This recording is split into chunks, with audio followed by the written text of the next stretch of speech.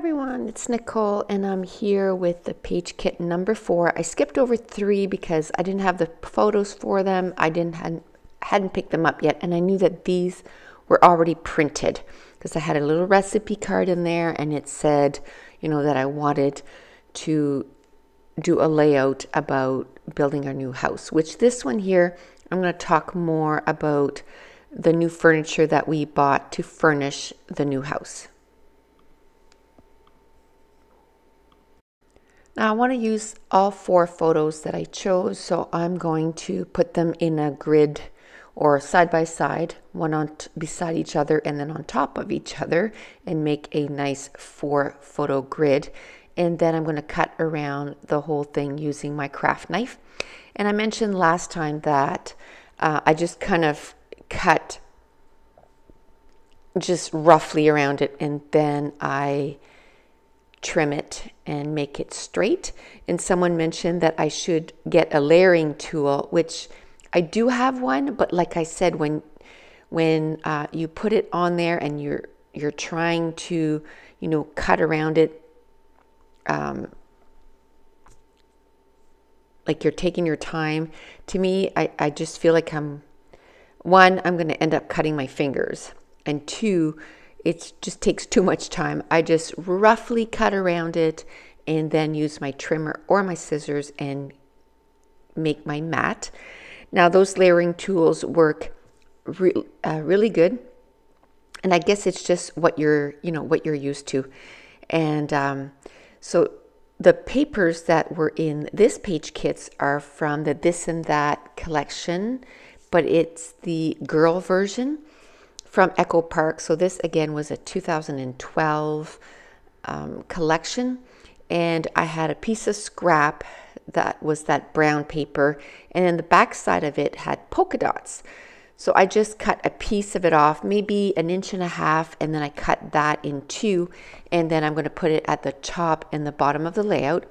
Now I really like that 3x4 card, but I didn't like all that busyness with that pink and the flowers.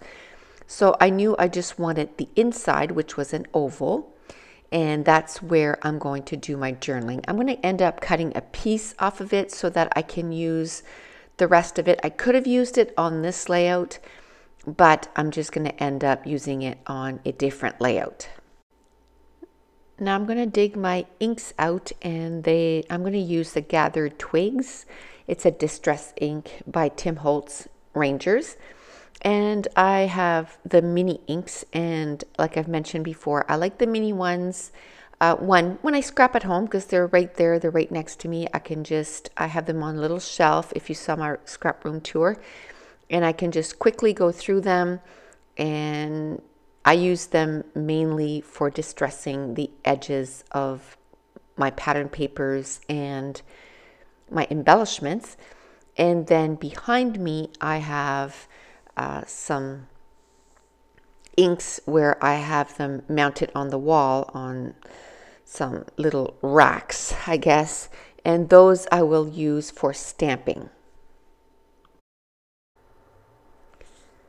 Now I've cut down that brown paper just so that I would have a bigger mat around the 4 photos, and then I cut a strip off and I flipped it over, and it was those awesome little polka dots, and I ended up cutting that in 2, and I put it also at the top and the bottom of that photo or that pattern paper, and that's going to be the main part of my layout. And then I'm going to take the embellishments that I had sort of stuffed in that page kit, and I'm going to start moving them around the layout, trying to see not all embellishments will fit on this layout, because I've said this before, but when I put a page kit together, I put way more embellishments than I'm ever going to be able to use on a layout. And it's to give me options. It's to give me so many options that once I'm doing my page kit, I don't feel the need to go into my stash to go looking for something else. And the great thing about that, if you're at home, it's not a big deal. You can go rummage through your stuff and, find something else, which it kind of kills the purpose of why you put your page kit together, because you're trying to, kind of save time here. When you only have a bit of time, you just grab a page kit and everything's in there. But the great thing about this is when you go to a crop, or go crop with a friend, you just even if it's last minute, if someone calls you the night before and says, do you want to come over tomorrow and crop, it's not a big deal. You just pack up your trimmer, your ATG gun, your glue, your a few things, grab a few page kits, and you're ready to go. And you're not going to be worried that you're going to have a whole bunch of stuff missing. Now, I'm going to a crop in 3 weekends. And out of those 36 page kits that I have made, I'll probably have, I don't know, probably 30 or so left. And I'll do a process about what else do I add in my page kits. What's different from the page kits that I make when I just use them at home, and what I do when I go away to a crop. That'll be coming up in the next week or so.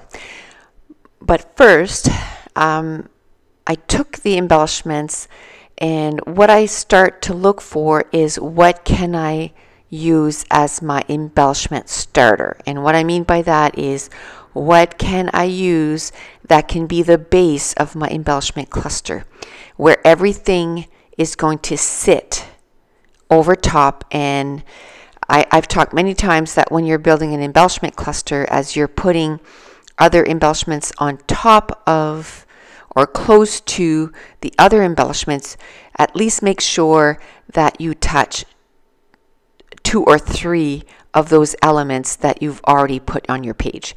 So when I put that oval where the house is, when I put the house, I made sure that the house was touching the photos, and it was also touching the oval. And when I put the oval, when I put it on the layout, I also made sure that the oval wasn't sort of nicely tucked in where the brown paper was. I made sure that it was going beyond that brown pattern paper, because it does add a lot of interest.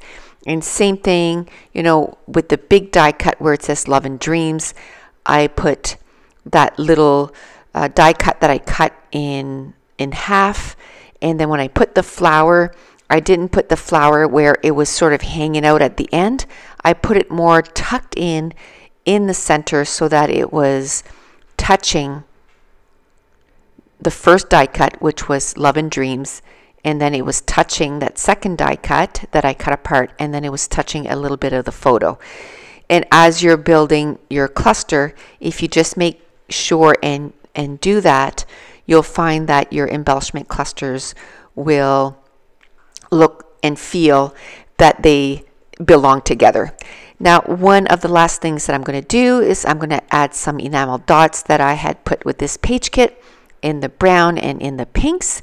And then I had also these puffy enamel dots, and I thought I really want to use them. So I'm going to use them in a different way. I'm going to end up using that entire row, and I'm just going to take the puffy enamel, and I'm going to go from large to small, and I'm just going to make a little sort of row, and it just is going to give a little bit of interest there to the left of the layout, and then to the bottom right. And that's going to complete this layout. There is some close-ups of all the embellishment clusters at the end. And if you're new to my channel, don't forget to hit subscribe. I upload videos Mondays, Wednesdays, and Fridays, and sometimes on Saturdays. And if you're enjoying these videos, if you wouldn't mind giving me a thumbs up. And we will talk to you on my next video. Talk soon. Bye.